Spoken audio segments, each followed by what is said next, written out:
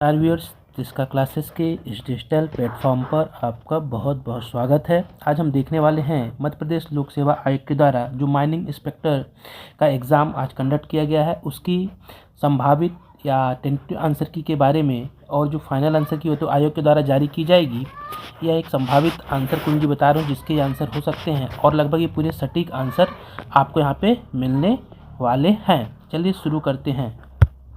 सबसे पहला क्वेश्चन पूछा कि दिनांक 14 मार्च 2025 को किसने कनाडा के 24वें प्रधानमंत्री के रूप में शपथ ली? तो राष्ट्र आंसर हो जाएगा मार्क कार्नी के द्वारा। किसने ली थी? मार्क कार्नी ने। ये कनाडा के पीएम बने थे जस्टिन ट्रूडो के बाद।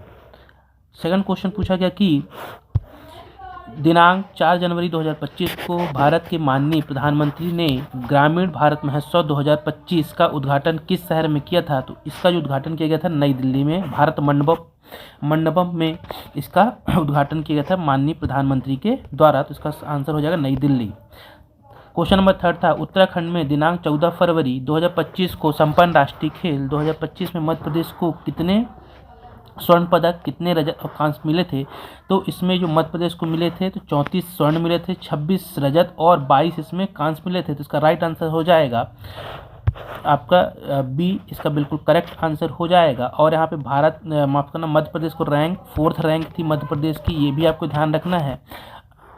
जो राज्यों में 4था स्थान मध्य प्रदेश ने प्राप्त किया होता। टोटल कितने पदक? तो आगामी एग्जाम के 82 पदक भारत ने टोटल इस राष्ट्रीय खेल महोत्सव जो कि उत्तराखंड में आयोजित हुआ था इसमें मध्य प्रदेश को प्राप्त हुआ था। चलिए आगे बढ़ेंगे। क्वेश्चन नंबर 4 पूछा गया था कि निम्नलिखित में से कौन सा गूगल एप्लीकेशन किसी को अपने मोबाइल वेब ब्राउजर में ही सर्वेक्षण बनाने और उसका विश्लेषण करने की अनुमति देता है? बहुत ज़्यादा चर्चित रहा। इसको बोला जाता है गूगल फॉर्म। क्या बोला जाता है? Google form. इसका बिल्कुल करेक्ट आंसर हो जाएगा, बिल्कुल सही आंसर हो जाएगा। क्वेश्चन नंबर 5 पूछा गया था कि किस प्रकार की कृत्रिम बुद्धिमत्ता में मशीन इंटेलिजेंस शामिल है जो एक कंप्यूटर के संदर्भित करती है जो हर स्तर पर मनुष्य जितना ही स्मार्ट होता है? तो इसे बोला जा रहा है कृत्रिम उन्नत बुद्धिमत्ता, AAI। राइट आंसर हो जाएगा कृत्रिम उन्नत बुद्धिमत्ता, बिल्कुल इसका करेक्ट आंसर हो जाएगा। अगला है इंटरनेट ऑफ थिंग्स IoT का आपस में जुड़े हुए खालिस्तान का आपस में जुड़े हुए विशाल नेटवर्क है। तो इसका जो बिल्कुल करेक्ट आंसर हो जाएगा सेंसर, एक भौतिक उपकरण और सॉफ्टवेयर दोनों का इसमें संयोजन होता है। तो बिल्कुल A और B इसके बिल्कुल राइट आंसर हो जाएगा। भारत सरकार क्वेश्चन नंबर 7 है कि भारत सरकार की एग्रीस्टेक परियोजना के तहत दिनांक 28 फरवरी 2025 तक फार्मर रजिस्ट्री ID जनरेट करने में मध्य प्रदेश कौन सा स्थान था? तो इसमें मध्य प्रदेश पहले स्थान पे था। कौन से स्थान पे था? तो मध्य प्रदेश इस किसान ID जनरेट करने में देश में पहले स्थान पर था। अगला है संबल योजना की आधिकारिक शुरुआत मध्य प्रदेश सरकार ने कब की थी? संबल योजना सन पूछ रहा है तो 2018 में संबल योजना आई थी, बहुत चर्चित योजना थी उस समय ये। तो राइट आंसर हो जाएगा D, 2018 बिल्कुल करेक्ट आंसर हो जाएगा। अगला क्वेश्चन है निम्नलिखित में से कौन सी सूचना और संचार प्रौद्योगिकी ICT परियोजना प्रधानमंत्री ग्राम सड़क योजना के तहत निर्मित ग्रामीण सड़कों के रखरखाव के लिए संपूर्ण ई-सरकार समाधान प्रदान करती है? तो इस जो प्रणाली को बोला जाता है इसे बोला जाता है ग्रामीण circular access permission management, APMS। क्या बोला जाता है? APMS, बिल्कुल इसका करेक्ट आंसर हो जाएगा।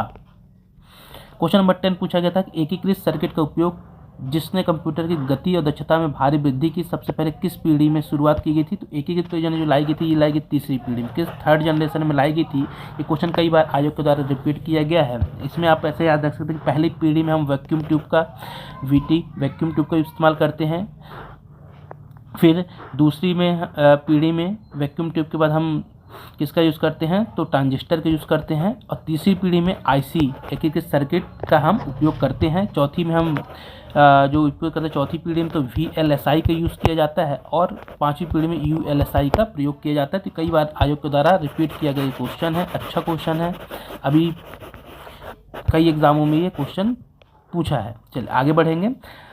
क्वेश्चन नंबर 5 सरल क्वेश्चन है कि प्रसिद्ध जनजाति योद्धा टांट्या मामा किस जनजाति से संबंधित है? टांट्या मामा भील जनजाति से संबंधित, इनका बिल्कुल करेक्ट आंसर हो जाएगा।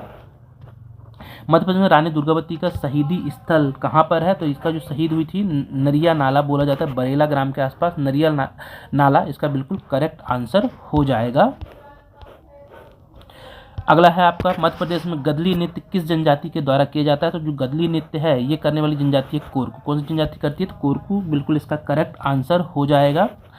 मंडो प्रथा, ये भी प्रथा जो पाई जाती है कोरकू जनजाति में ही पाई जाती है। यह है जब व्यक्ति मृत हो जाता है, मृत संस्कार के तहत यह प्रथा है मंडो प्रथा, जो कि कोरकू जनजाति में पाई जाती है।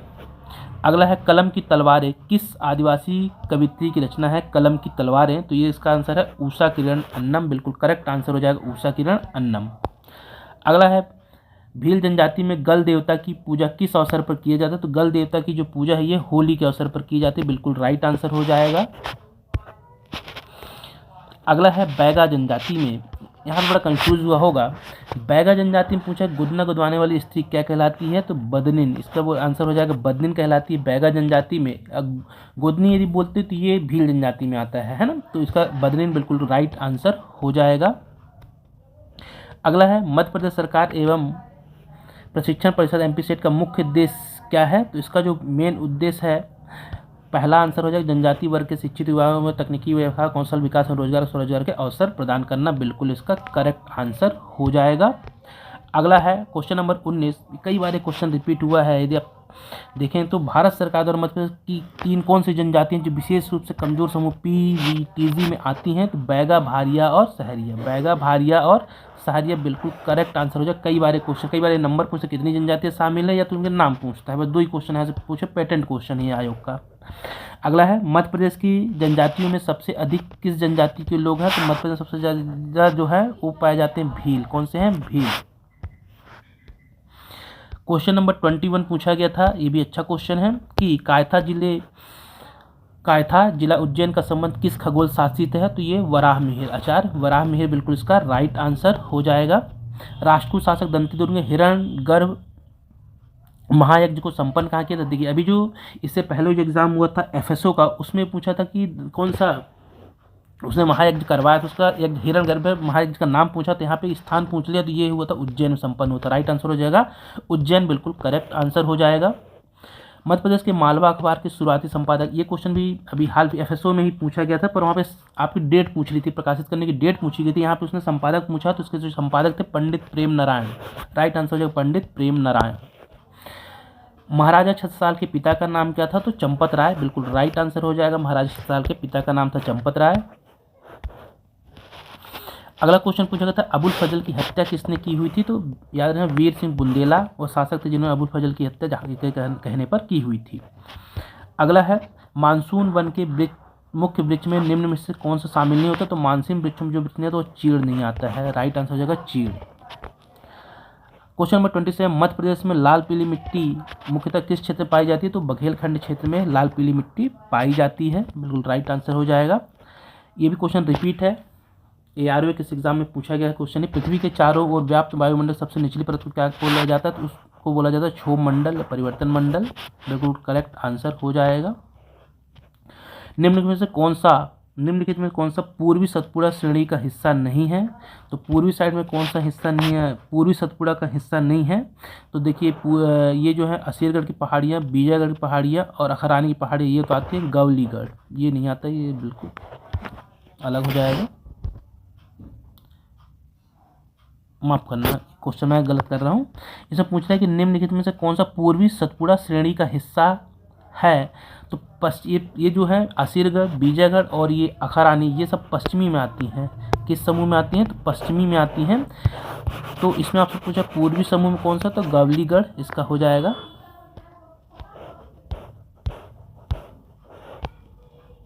क्वेश्चन नंबर 30 पूछा कि नर्मदा नदी विंध्याचल तथा सतपुड़ा श्रेणियों के बीच कौन सी घाटी का निर्माण करती है? किस घाटी से होकर गुजरती? तो इसे बोला जाता है विभ्रंश घाटी बोला जाता है, बिल्कुल correct answer drift valley. Madhya Pradesh के मुख्य सचिव का पद किसके द्वारा निर्धारित किया जाता है? तो मुख्य सचिव का जो पद निर्धारित है यह किसके द्वारा निर्धारित किया जाता है? तो आप देखेंगे कि ये, चलिए अगला क्वेश्चन देखते हैं कि मध्य प्रदेश के मुख्य सचिव का पदकाल किसके द्वारा निर्धारित किया जाता है? तो ये निर्धारित किया जाता है मुख्यमंत्री के द्वारा, बिल्कुल करेक्ट आंसर हो जाएगा। मध्य प्रदेश में उच्च न्यायालय के न्यायाधीशों का वेतन कौन तय करता है? तो इसका जो शक्ति है ये संसद के पास है, बिल्कुल करेक्ट आंसर हो जाएगा संसद।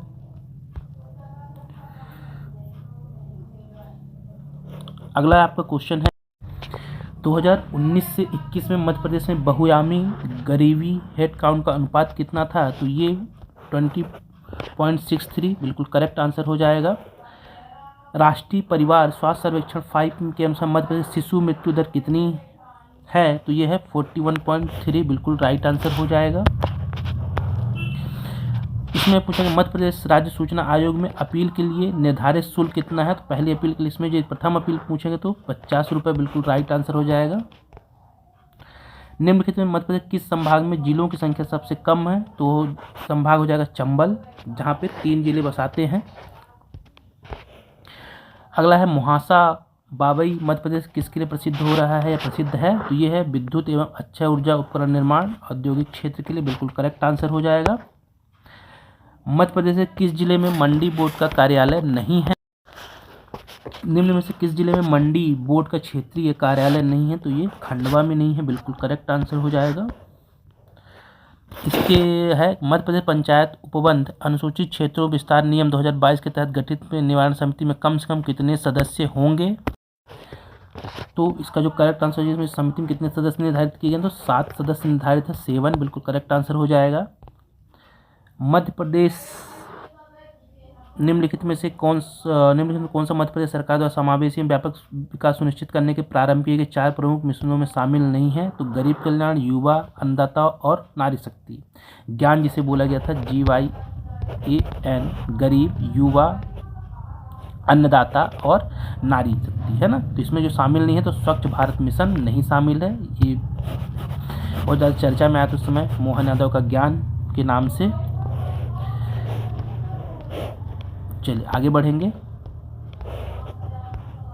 पेशवा बाजीराव प्रथम का समाधि स्थल कहाँ पर है? तो ये जो समाधि स्थल है ये रावरखेड़ी खरगोन में है। Leaves from the jungle life in a Gond village के लेखक कौन है? तो इसके जो लेखक है वेरियर एल्विन, बिल्कुल करेक्ट आंसर हो जाएगा। अगला है रीवा के ऐतिहासिक चावल आंदोलन जो 1947 में हुआ था, इसमें किन्ने आंदोलन का नेतृत्व किया था? त्रिभुवन तिवारी एवं भैरव प्रसाद उर्मलिया, बिल्कुल करेक्ट आंसर हो जाएगा। निमाड़ की लोककला पगल्या का संबंध किससे? तो नवजात शिशु का जन्म, बिल्कुल करेक्ट आंसर हो जाएगा। राजा मर्दन सिंह का संबंध, राजा जो मर्दन सिंह उनका संबंध था सागर, बिल्कुल करेक्ट आंसर हो जाएगा। सागर रियासत से इनका संबंध था। 2011 की जनगणना के अनुसार मध्य प्रदेश साक्षरता का प्रतिशत कितना था? 69.32%, बिल्कुल करेक्ट आंसर हो जाएगा। 2022-23 के अंदर मध्य प्रदेश गेहूं का उत्पादन कितना था? तो ये हमारे उत्तर प्रदेश से कम, बिल्कुल करेक्ट आंसर हो जाएगा।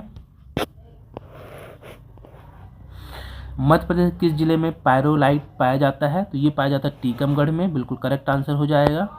बॉक्साइट उत्पादन नागौर क्षेत्र कहाँ पे आता है? तो ये सतना, बिल्कुल करेक्ट आंसर हो जाएगा। और अंतिम क्वेश्चन था मटियारी, ये 2021 का PSC का रिपीट क्वेश्चन है ये, तो इसका जो करेक्ट आंसर हो जाएगा मंडला में मटियारी बांध। तो ये थे आपके 50 क्वेश्चन पार्ट ए जो आज माइनिंग ऑफिसर का एग्ज़ाम हुआ उसके ये सटीक आंसर की। हो सकता है कुछ आंसर इधर उधर हो जाए जो कि आप आगे का जो आंसर किया है उसके द्वारा ही मान्य करें, फिर भी मैंने कोशिश की है कि आपको एक सटीक आंसर प्रदान करूँ। वीडियो ज़्यादा अच्छा लगा हो या पसंद आया तो इसे जरूर ज़्यादा शेयर कीजिएगा, चैनल को सब्सक्राइब और लाइक जरूर कीजिएगा। फिर मिलेंगे किसी नए वीडियो के साथ, तब तक के लिए बहुत बहुत धन्यवाद।